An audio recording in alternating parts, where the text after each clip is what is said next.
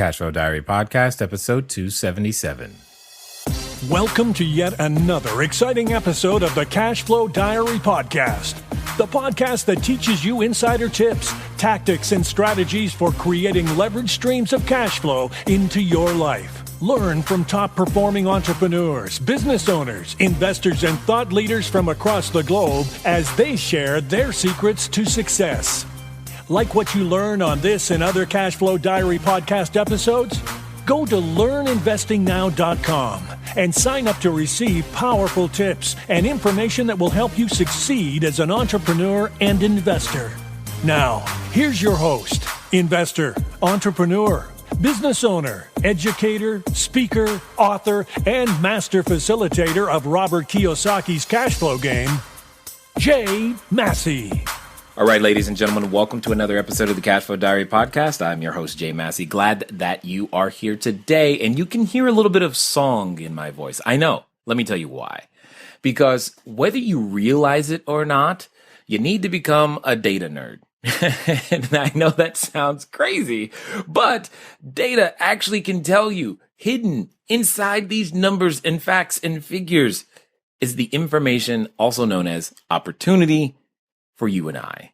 And one of the best things that a real estate investor could have, one of the best things that your business can have as you go out there to build it, is access to data. Now, not just data for the sake of data, but most importantly, data that you know what to do with. So we're going to be talking today about data. More importantly, the data to information to interpretation process that we've talked about a number of times. But today's guest, I'll call him the data ninja. He's none other than Daren Blomquist, Senior Vice President of RealtyTrac. And I know you already know their name, but just in case you haven't, he has been on leading publications like the Wall Street Journal, the New York Times, USA Today, CBS, ABC, CNN, CNBC, Fox. That means if you don't know RealtyTrac, I don't know what you've been doing. That's also code for, guys, you're going to need to go and put this inside your toolbox, because Daren has been known and acclaimed by real estate professionals and journalists alike for his extensive knowledge and passion for real estate data. Not the actual building, just the data. So I cannot wait to talk to Daren Blomquist. Daren, are you there? I am here. Thank you so much for having me. I'm glad that you are here. So, and I love the data ninja. I was thinking maybe data Jedi too, but I think ninja's good. Well, okay, cool. Data ninja. Yes, I'm just like, you probably look at a spreadsheet completely differently than most of us. Yes, and it's honestly it's fun for me to be able to look at the data and tell stories with the data, be able to tell stories of what's happening in the housing market and what's happening, what's potentially going to be happening, where we're headed as a housing market with the data. And of course, for many of our customers, it's the high level kind of trend data that they look at, but of course they use our data very granularly for finding properties that match their criteria, both foreclosures and other off-market types of properties. Totally makes sense to me. Now, before we get too far into it, I've got to ask you the same question I tend to ask everyone when they are here. I tend to look at, today's entrepreneurs a lot like yesterday's superheroes. So we go around, we get dressed up, we use our special skills, occasionally wearing a cape, or at least we imagine ourselves in one. And we use those skills to improve the quality of life of somebody. And I think entrepreneurs are the same way. And you guys over there at RealtyTrac are very similar. You're out there serving us in a very similar fashion. But what I want to know, because just like a superhero, they had a beginning. Before Spider-Man was climbing walls, he was taking photos. That's really what it was. He had a beginning. So before all the networks, before the data, before all of the things that you are currently known for, who is Daren Blomquist? Well, yeah, wow. What I am, even though I'm a data geek, I got my beginnings similar to Mr. Peter Parker, as you refer to, as in journalism. Actually, I was a newspaper reporter in Illinois and telling stories. And of course, there's a lot of data involved, and it's becoming more so in in journalism, and so that was a big part of my job already doing that. But that's really where I got my start, is telling stories. And I worked everything from the I covered real estate. It was a smaller newspaper in Illinois, covered real estate, but I also covered local government, crime, everything that you can imagine. Covered a murder trial or two. So very, very much in that vein. And then when I moved out to California, which is where RealtyTrac is based, I found this job, and it was really it was a startup, and we still have much more of a startup atmosphere than maybe some of our competitors have. But then there was literally 5 people with the company, and I started out with customer service, and that was great for me because I talked to customers who were in the trenches. Even back then, we were providing foreclosure data. And so I talked to many, many real estate investors who were using that data and got to know that industry, and then continued to grow with the company until I, it's been 15 years actually since I've been with the company. Nice. So I've really grown, and it's been an amazing transition, but that's where I got started. Now, some people would say if you were covering government, crime, and real estate, that's like really one article. Yes, you could combine those sometimes. Yeah, just wanted to put that out there. But nonetheless, I find it interesting to transition from, journalist to real estate, and it just changing or, drafting you, so to speak, into this skill set, because oftentimes we have skill sets that can go underappreciated in certain areas. But yet in the area of real estate, there's really no such thing as too much data, is there? I don't think so. We and RealtyTrac doesn't think so. We continue to acquire more and more data.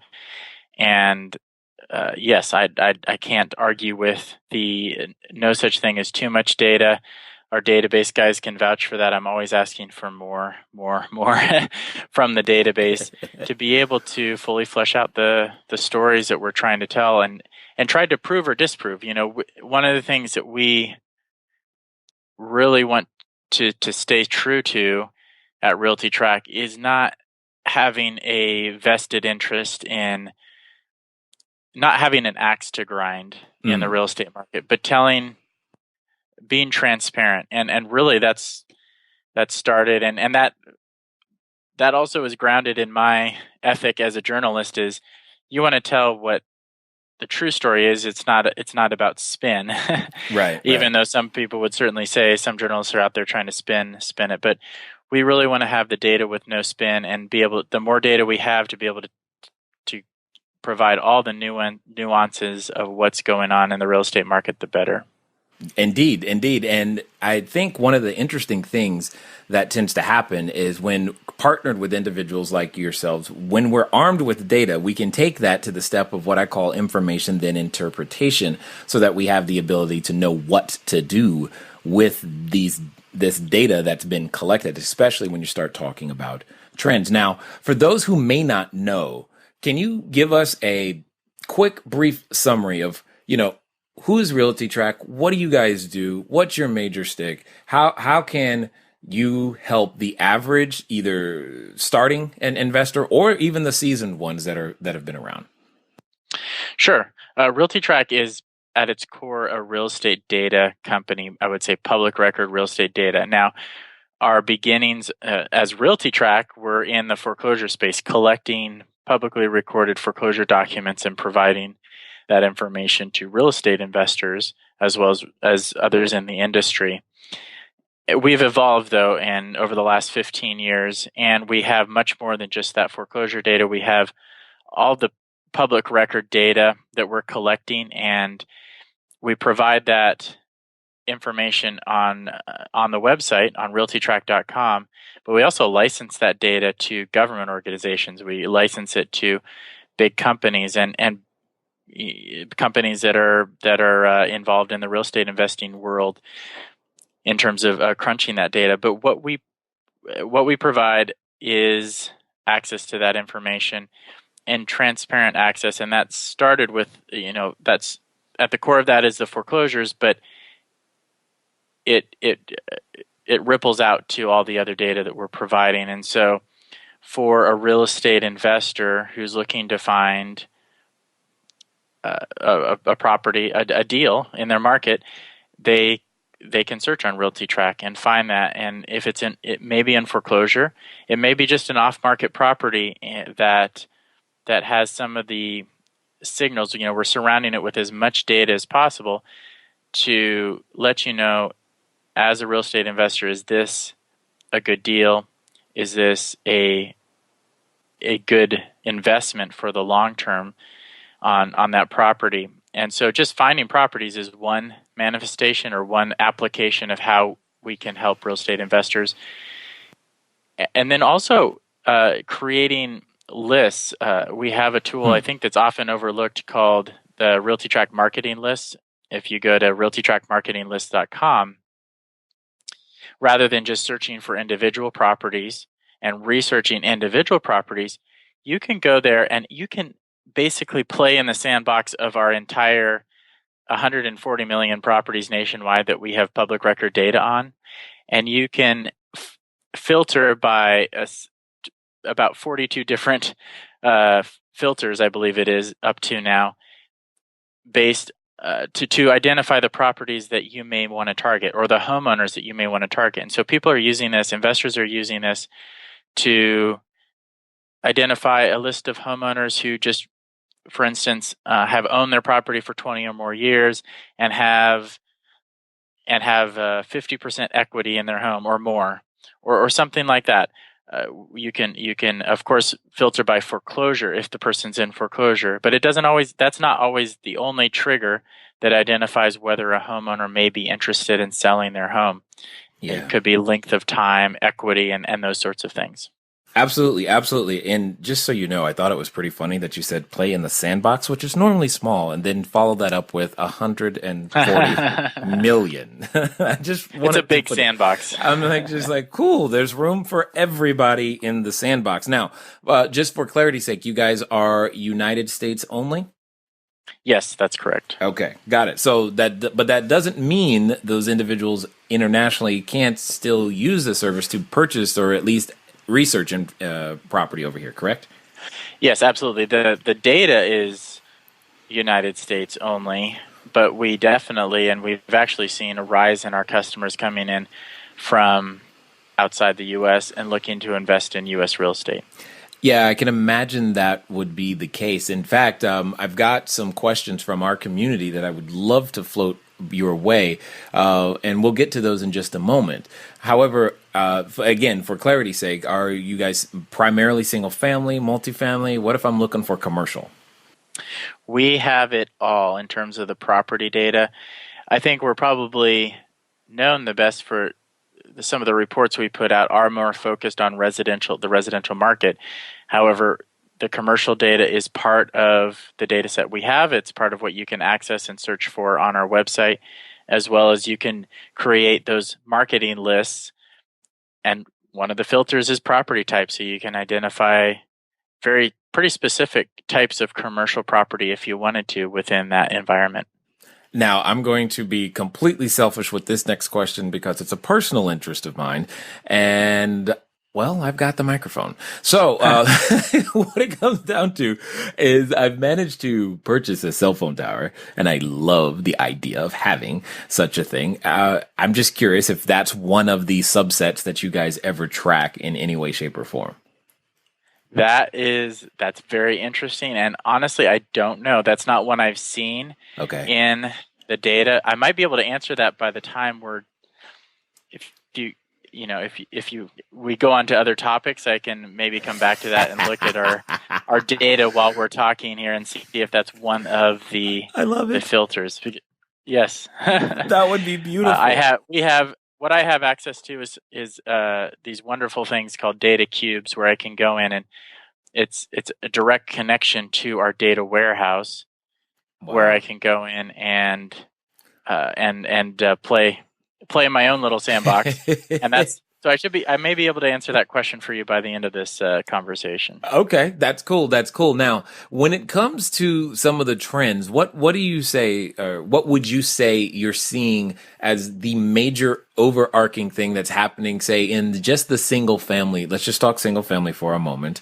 And what would you say are some of the trends that you're either seeing nationwide, or are there any particular areas? Because you knew this question was coming.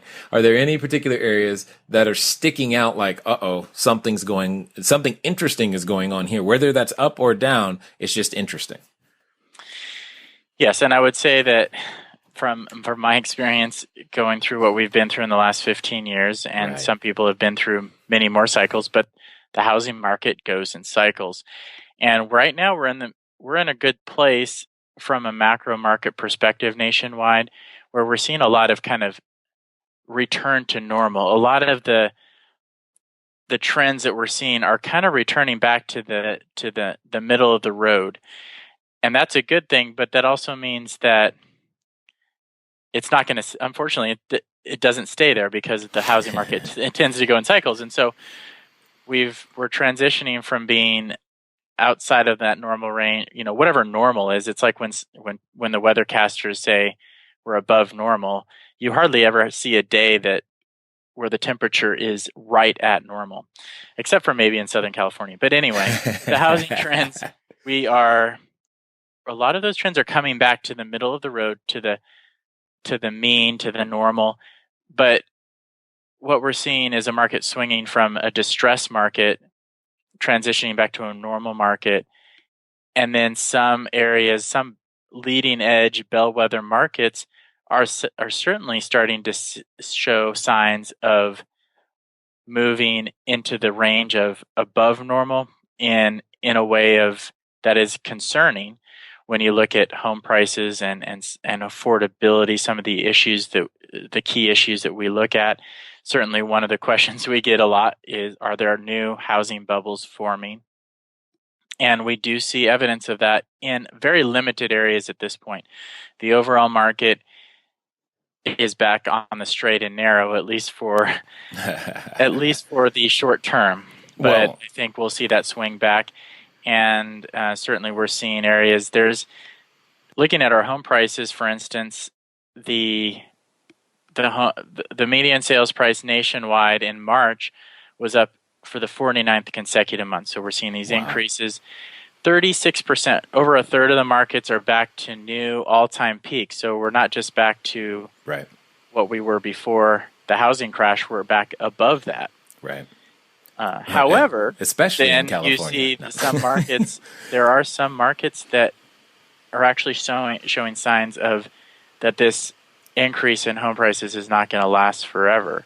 And one of those that really stuck out to us is San Francisco. I was going to ask you about that. That's exact. I'm like, come on. That is, I mean, I don't know if any of you listening have looked at it, but if you just go look at any listing in San Fran, in that area, I don't even understand. I mean, like, really?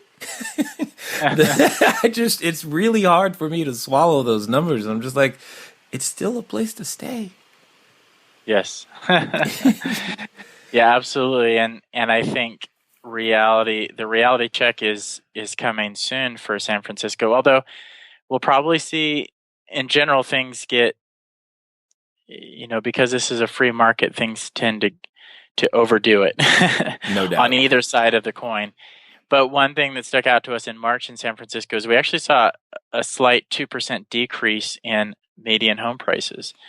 And this is in the overall San Francisco metro area, not just the city of San Francisco. And that stood out because that was following 47 consecutive months of year-over-year decreases in home price appreciation. Right. And I think we're going to continue to see some markets. Certainly, there's quite a few markets that have moved from double-digit appreciation to single-digit appreciation. And I actually think that's the best case scenario, because home prices have risen so quickly over the past few years that either they have to self-correct and possibly see some slight decreases like we're seeing in San Francisco. If we don't see that, then we're going to be clearly into bubble territory in some of these markets very soon. Indeed. Now, one of the things that we get questions about specifically is like, who is buying these houses? More importantly, what are the millennials doing, and when are they going to move out of mom's house and go, like when are they going to move out and actually get their own building? Now, me as an apartment guy, I'm happy with them right now. I'm happy with where they're staying, but I know many of our listeners want to know when they're going to leave. Right. Yes, and that's why I think apartments are great. Single family, the pull play into single family rentals is a good play for investors, because when those millennials are finally ready to move, that's another exit strategy, is to sell those properties rather than continue to rent them out. However, that's another topic. I think this has largely been an real estate investor driven recovery. We are still seeing homeownership rates that are at or very near their record lows. Now, we did see a little bit of uptick in the under 35 homeownership rates last year, but that really hasn't continued. And so millennials, the under 35 category of homeownership rates, they are the farthest off from whatever is considered normal of any age group. And if you extrapolate the Census Bureau numbers on that, we're talking about over 5 million millennials who in previous generations would have been homeowners at this point, who are not homeowners. And that is driving the strong rental market. We're seeing some slight indications that, at least in some markets, there is an increase. One of those is we look at FHA buyers who are using FHA loans to purchase homes. Mm-hmm.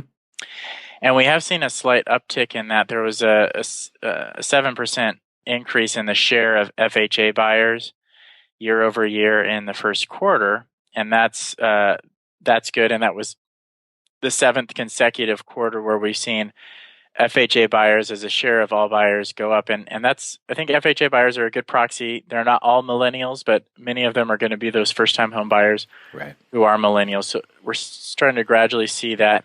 And in certain markets, we're seeing a bigger increase in those FHA buyers.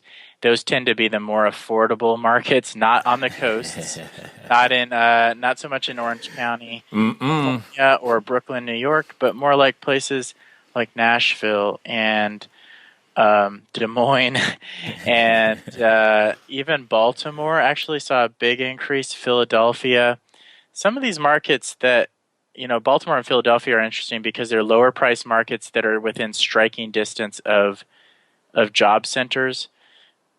You hear more about the millennials being willing to take the train into New York, and even it's a 55-minute train ride.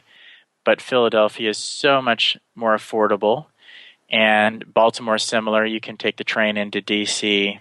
for a job, but Baltimore is extremely affordable, and so those are the kind of places where we've seen the increases in the FHA buyer, the most dramatic increases in the FHA buyers. Got it. In 2016. So with that 7%, do you happen to have an idea of how many originations that would be? I should know this number off the top of my head, but I don't know the raw number of originations.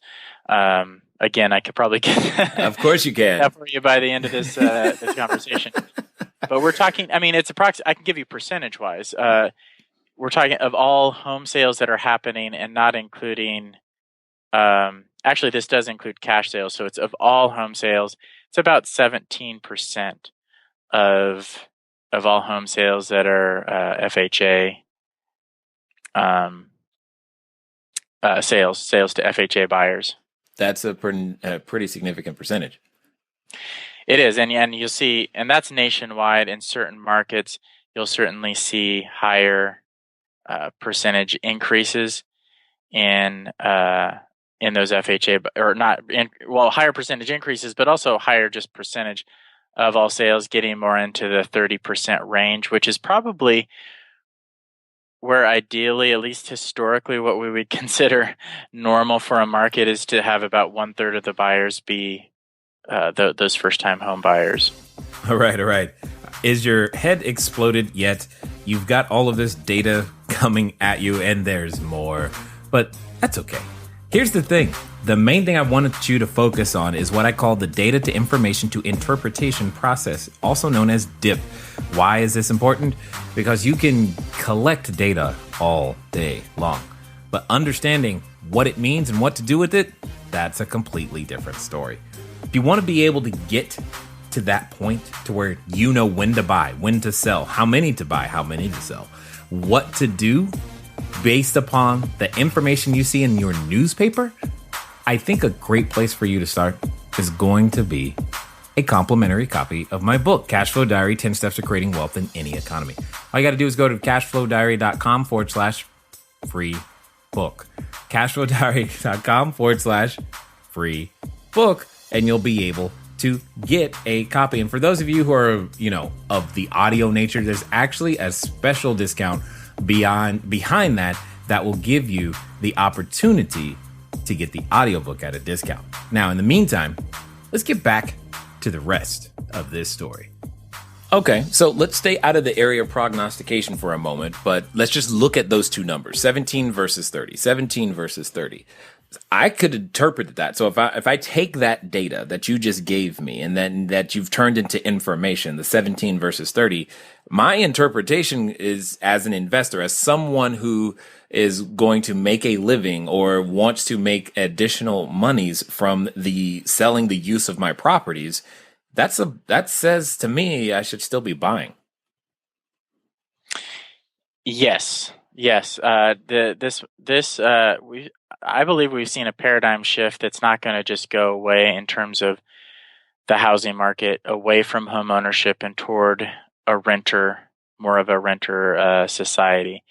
And so I think it's still a good time to place bets on the rental market. If the markets that are going to see the most increase in home ownership are those that have the combination of affordability and job growth, where there are jobs that attract the millennials, but also homes that are affordable enough for them to buy. And that's, I think, that's where you would maybe hedge your bets a little bit more in those type of markets. Got it. Yeah, it makes total sense. Now, at what % of income are you guys using to measure affordability? Simply put, are we talking 17% of income when the monthly payments exceed that? That's when it's so no longer affordable, or what's the number for you guys? Actually, the way we do our affordability index is we don't impose. I don't think that's a word. And we don't impose our belief of what affordability is on a market. We say, what has this market been able to bear historically? How much percentage of income have people in the past historically been willing to spend on housing? And we say that becomes the normal for affordability for that market. And then we compare that market to itself and say, is it outside of that range of what people have usually been willing to pay? And so it can range in certain markets from around the teens up to as high, very high, close to 50% or more in some markets. And what we're using for income is average wage data from the Bureau of Labor Statistics. And so in a market like, say, San Francisco, which is easy to pick on, historically, because it is so highly desirable, historically, if you're making the average wage there and you're going to buy a medium priced house, you've always had to pay upwards of 50% of your take home income to buy a home there. And so in San Francisco, when we say it's becoming unaffordable, we don't just mean it's unaffordable compared to Des Moines. We mean it's unaffordable compared to itself, which I think is more telling of the health of that market, because people have just historically always been willing to pay more for a bigger chunk of their income toward housing in San Francisco than they have in Des Moines. And this is the type of information, just for my clarity and everyone else's, this is the type of information that you guys have been providing for years and that you make available to all of us as real estate entrepreneurs?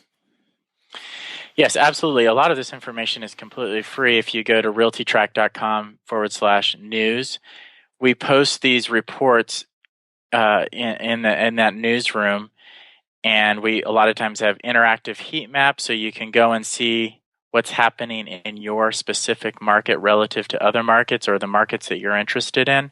And so that is a great resource. There's actually you can sign up for email alerts there, and again, that's completely free. This is information we put out to the marketplace. We want to increase real estate transparency. Now, if you want to really do a deep dive and create custom reports, we also have a data solutions department that can do that for a fee. But many of these reports, at the higher level, that we publish right on our newsroom, and you can go access those at any time and sign up for email alerts when we put out a new report. Absolutely wonderful. Now, the thing is that data can begin to feel overwhelming. So let's do a little bit of interpretation just to give people some understanding why, when I hear this data, what I'm listening to and how it matches up with what you're saying.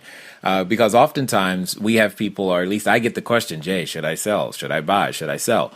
Well, if you think about it like the stock market, guys, oftentimes you're given a 52-week range, right? You have the 52-week range. If I told you the stock today was 25, but the 52-week range, the low was, say, 15 and the high was 26, you would probably go, well, maybe I don't want to buy because it's so close to the high. And when you're looking at affordability, I would say, Daren, you could use it in the same fashion. Would you agree?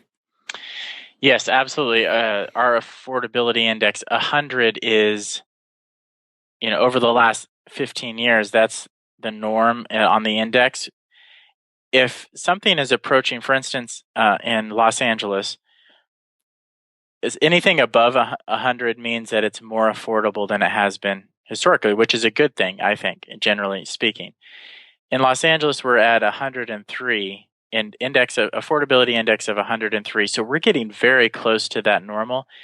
So that would be a market I'm starting to become hesitant about. It's approaching that affordability ceiling. It's not there yet, but based on the trajectory, you want to take that into context that is heading toward.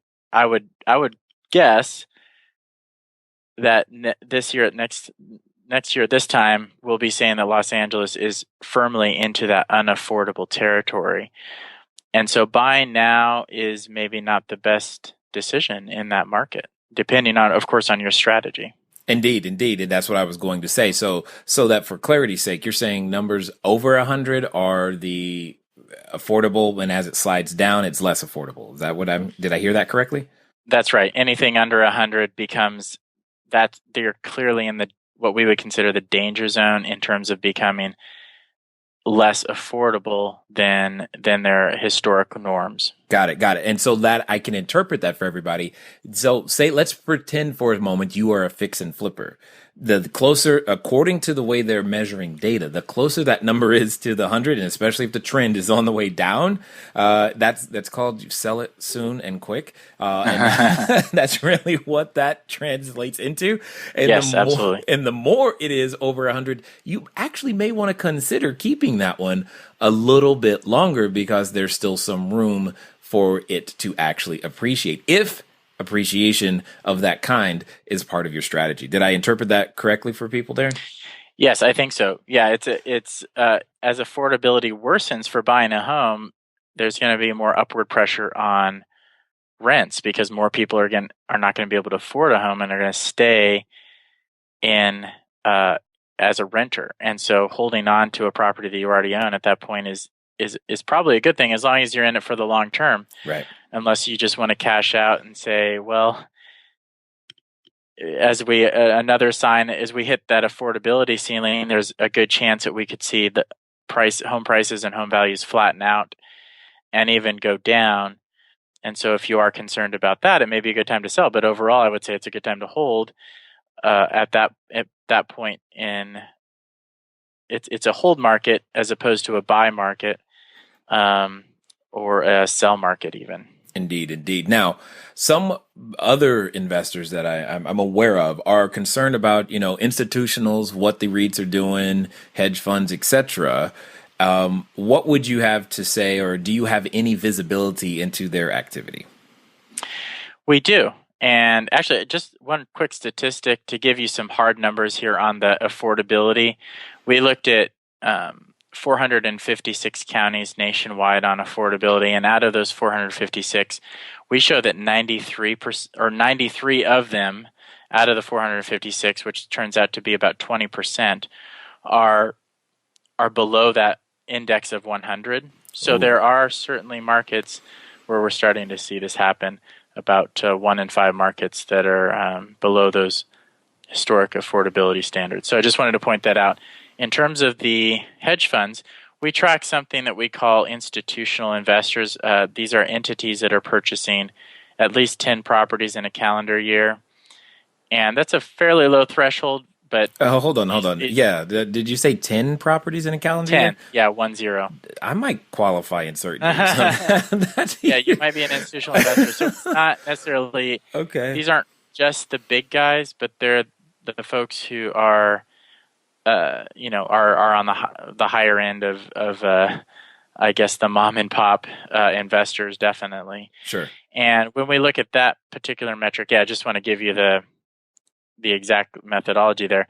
We're definitely seeing fewer acquisitions by that group, and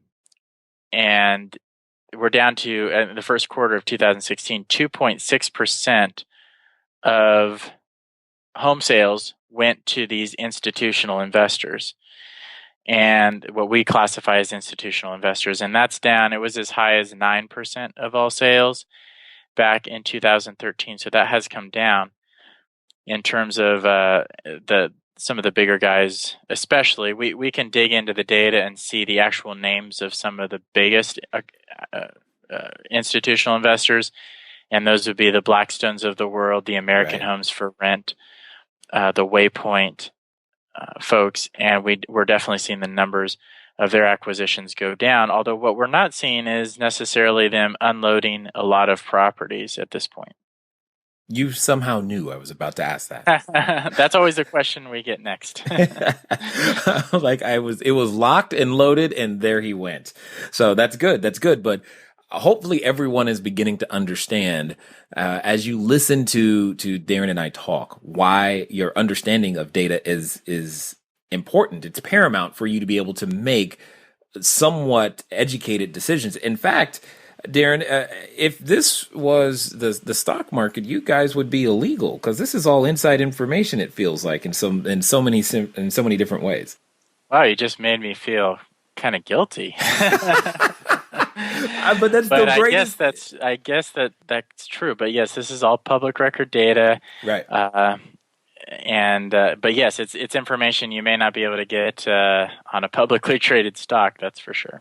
Yeah, I was actually saying that because it's one of the advantages in my opinion, when it comes to, how you quote unquote beat the investor next door, how you get to the deal the fastest, or how you recognize certain areas and marketplaces, is simply because you take data that's provided, and as you said, it's public record. So it's not like it's a secret.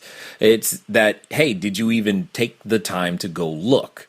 And if you didn't take the time to go look on your own, you guys exist to aggregate that data, help us at least get to the data, and get to the data at a minimum. You produce some information, then it's up to us to figure out, okay, does that mean I should buy, sell, hold, lease, flip? What do I do? Those types of things are still there. What would you Absolutely. say? What would you say is your most challenging? I mean, as I think about it, I'm just like, I have enough trouble keeping up with the few markets that we're in. I'm like, how on earth do you guys manage to keep up with all? I mean, it's just, there's so much that comes in, especially today's, 24-hour news cycle, Twitter world. How do you guys do that? Well, we're certainly not doing as deep of a dive as an investor like yourself would be doing. And so that's the difference here. We're looking at a high level. And I think what you said earlier is very true. We don't try to put too much interpretation on the data. we put some interpretation on there, but we want the data to speak for itself, and it's going to apply different ways to different investors who have different strategies. And so we're not trying to become experts in every strategy, and we're not trying to become experts in every market. We're trying to say, here's the high-level data. And then the markets that you're operating in, you'll take that and dig into those few lines of data. You're not going to be looking at the whole list of 400 markets necessarily. No. And you're going to be right, and you're going to be saying, what does this mean for me? And we try to provide the information and by the way, we always appreciate feedback about relevant data points that investors would like to see. We've adjusted some of our reports for sure over the past few years based on investors saying, "Oh, I'd love to see what is happening here, what is happening there." One of the things just recently, just to give you an example, is we got feedback on. We want to know what percentage of properties selling at the foreclosure auction are going to third parties, and we have that in our data, but we never really focused on that in our reports. And so I looked at that recently. It was actually very interesting. We're seeing, at least to me as a data geek, that we're seeing patterns even though the foreclosure auctions are much lower than they were in the last few years, there's a much higher percentage of properties selling at the foreclosure auction that are going to investors rather than going back to the bank. And that's a similar pattern to what we saw right before the last housing bubble. I don't know for sure if that is certainly it's too early for me. It's just a new data set I've looked at as to whether that is a sign that we're entering another bubble, but it's certainly a sign that investors are much more confident in this market and we're willing to speculate on buying properties at the auction much more than they were just a few years ago.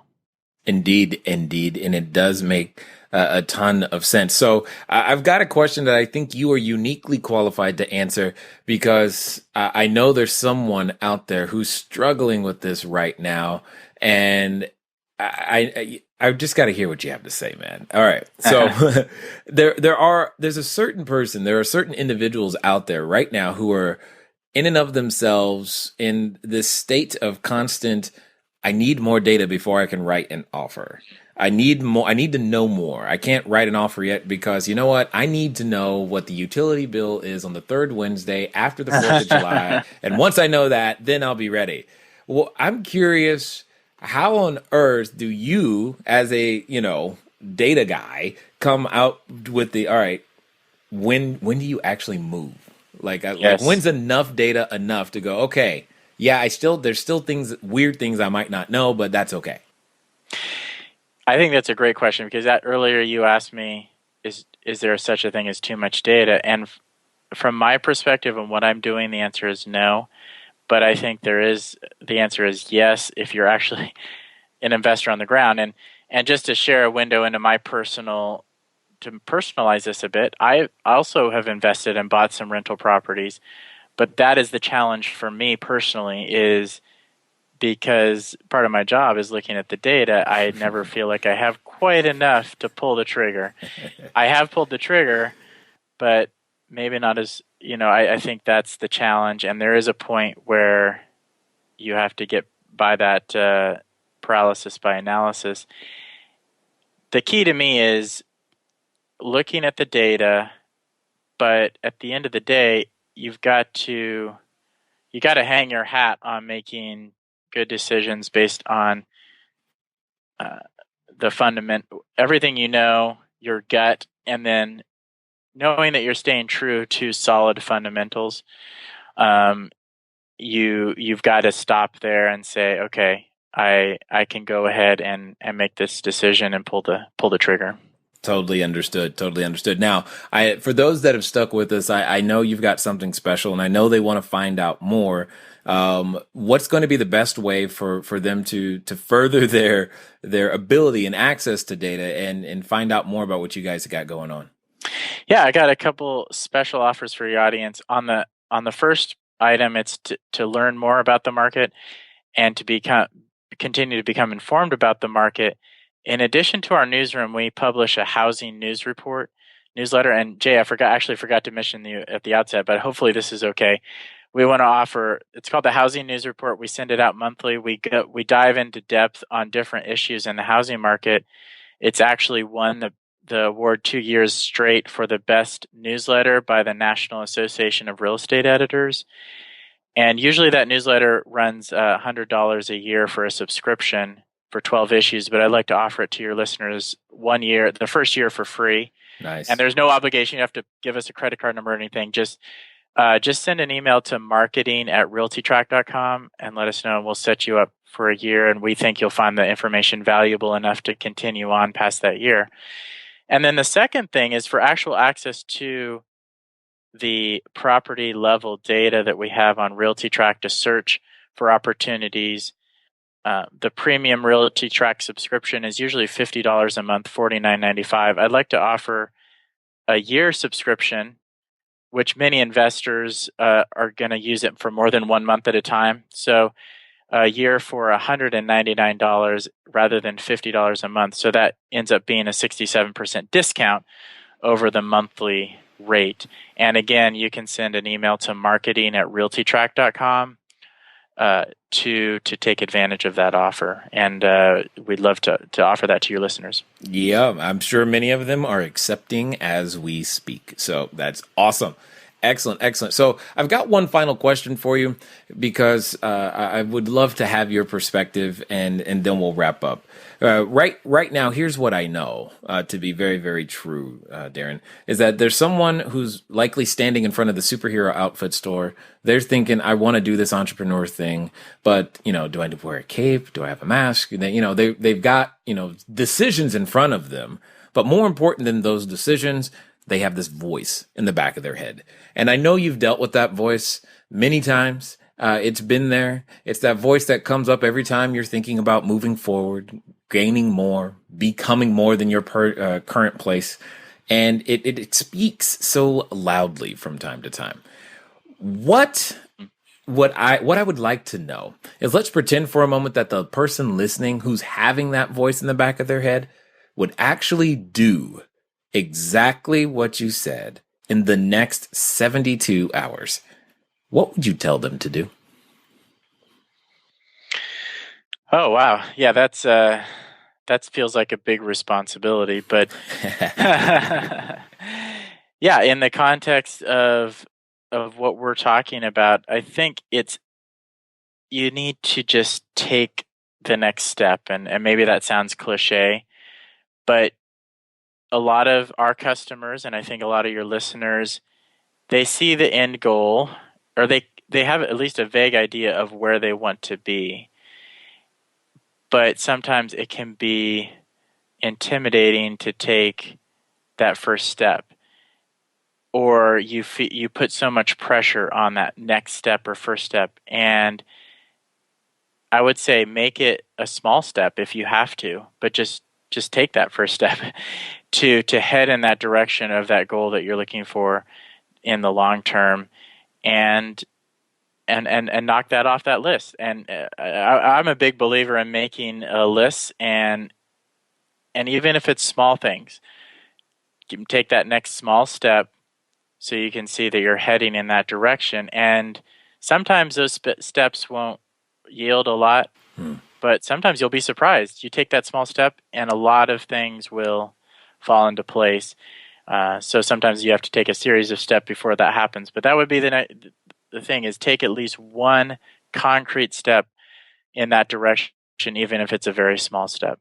Indeed, sir. I definitely agree with what you said, and I thank you again for taking the time. I'm from looking up from the spreadsheets to come and share what it is that you guys are doing over there at RealtyTrac. Thank you so much for having me, Jay. All right, ladies and gentlemen, you know what time it is. It's time for you to move at the speed of instruction. What does that mean? You know good and well you need that marketing report as well as the data, so go make that happen. It is not that difficult. More importantly, he or she, armed with this information, has an advantage at the closing table. So just imagine what you could do with that data properly interpreted in your marketplace. Guys, gals, it's been fun talking to you today. I look forward to talking to you soon. Until next time.